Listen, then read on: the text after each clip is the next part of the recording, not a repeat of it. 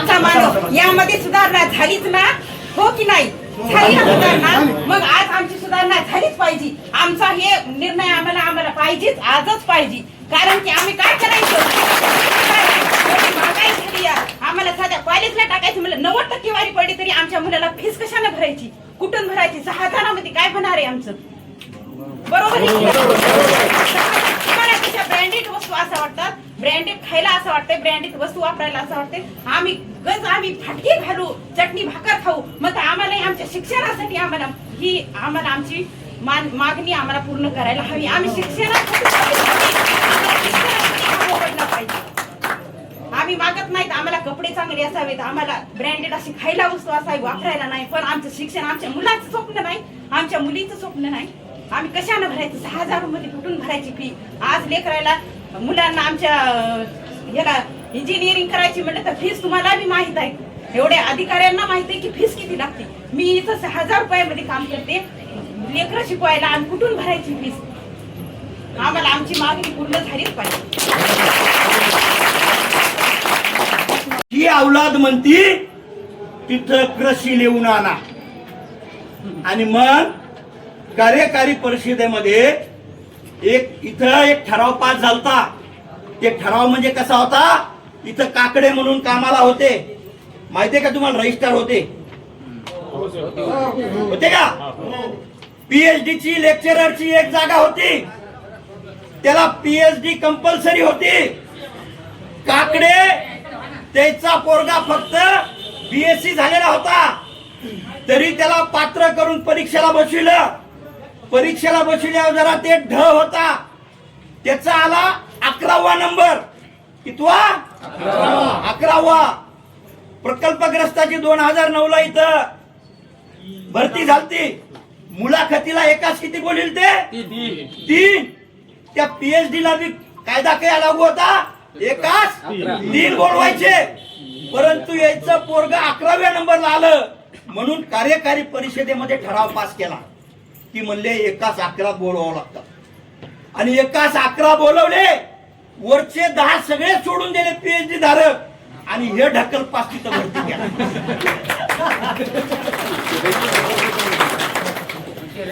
आणि आज त्याच कार्यकारी परिषदेमध्ये जर ठराव पास होत असेल की या कष्टकऱ्याला कायद्याप्रमाणे रोज दिला पाहिजे, द्यायला पाहिजे का नाही?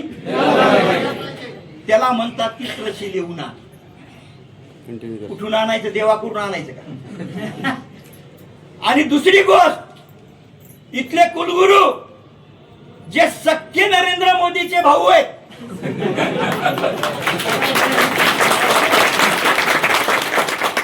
कारण ते म्हणले होते 14 15 लाख खात्यात टाकतो, तसे येणं पाठीमागं वाक्य लिहिले. काय लिहिले रे? शेतकरी देवोभव. खरंच जर शेतकरी देवोभव असतं तर इथं कष्टकऱ्याचे जे हात आहेत त्याला रोज कायद्याप्रमाणे द्यायला पाहिजे होतं का नाही? रोज. आज पगार किती आहे मजुराला? कायद्याने किती आहे? कायद्यानं 13,000. 7,000 कोणी काम करायला तयार आहे का? मी तर म्हणतो कमाल आहे तुमची. विद्यापीठाचे अधिकारी मला माहित आहे, सगळे ढक्कल पासेस झाले, ते अशाच भरती झाले. खरं संशोधन आणि हे फक्त तुमच्या हातावर शिल्लक उरलेले. हे काही काम करतात का? हे अजिबात नाही. आणि मला माहित आहे तुम्हाला बी काही सहजासहजी काम नाही. मला काही सगळ्याला दोष द्यायचे नाही. काही गुत्तेदार असे जोरात आहेत काही, बर का? मी सगळ्याला म्हणीन भरतेत पाहुण्या रावण्याचं आणि कामाला दुसरेच आहे. तुमचं खरं सांगा, हातवर करा बरं.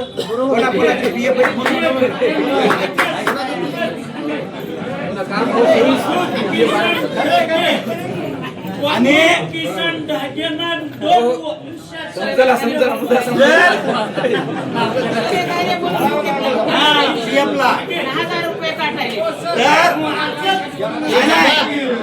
आमचं म्हणणं असं आहे, जर हे इतक्या इमानदारीचे असते की कृषी लिहून आणा आणि त्या कायद्याला झुगारणार नसते तर पीएफ कोणाचं कोण भरायला याचं काम नाही का कंट्रोलरचं बघायचं?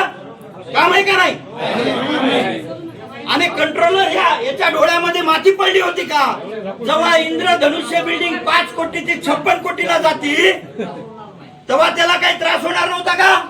तेव्हा त्याला म्हणायला पाहिजे होतं नाही नियमात नाही, पण झालं का तसं?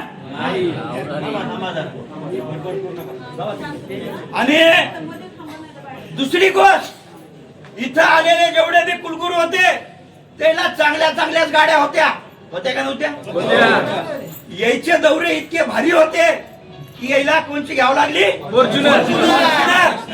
अरे विद्यापीठाच्या कायद्यात आहे, त्या घटनेत आहे, कुलगुरूला 17 लाखाच्या वरी गाडी घेता येत नाही.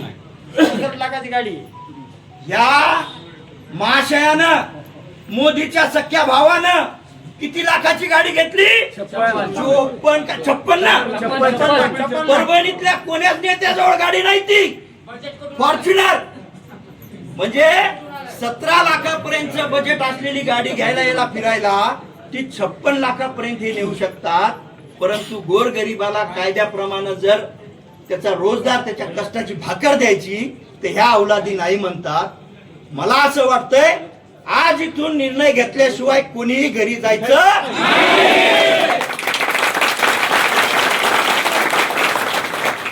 ना. तुम्हाला वेळ आहे ना मला वेळ नाही, बरोबर आहे?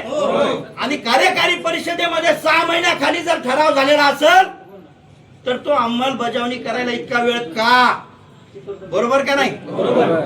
आजच काय जे आहे ते साक्ष मोक्ष लागलं पाहिजे आणि तुम्ही कामावर गेला पाहिजे, अन्यथा विद्यापीठाचं काम सुद्धा बंद राहील. जर हे विद्यापीठ चालवणाऱ्या कष्टकऱ्याच्या हातासाठी, त्याला कष्टाचं घामाचं देण्यासाठी जर या कुलगुरूला वेळ नसेल तर या बिल्डिंग मधून कोणी आज बाहेर बी जाणार नाही आणि कोणी इथं जे बी कोणी असेल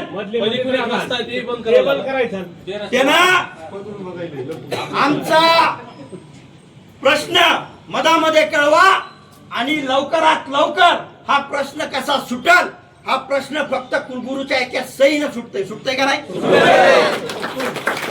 सुटायलाय का नाही? का? कारण कंट्रोलरच्या कुणी मामा बसलाय, ते म्हणायला याच्यात कृषी टाकून आणा. आता कृषी कुठून टाकून आणा? लेबरचे कायदे ते एखाद्या कपड्याच्या दुकानावर काम करणाऱ्याला बी ते मंजूर आहे, विद्यापीठामध्ये काम करणाऱ्याला मंजूर आहे, एखाद्या कंपनीमध्ये काम करणाऱ्याला ते मंजूर आहे. त्याच्यासाठी का वेगळे लिहायचे असतात का? मग उद्या ते म्हणेन कपड्याच्या दुकानावाला याच्यात कपड्याचं दुकान लिहून आण, मेलं ना ते.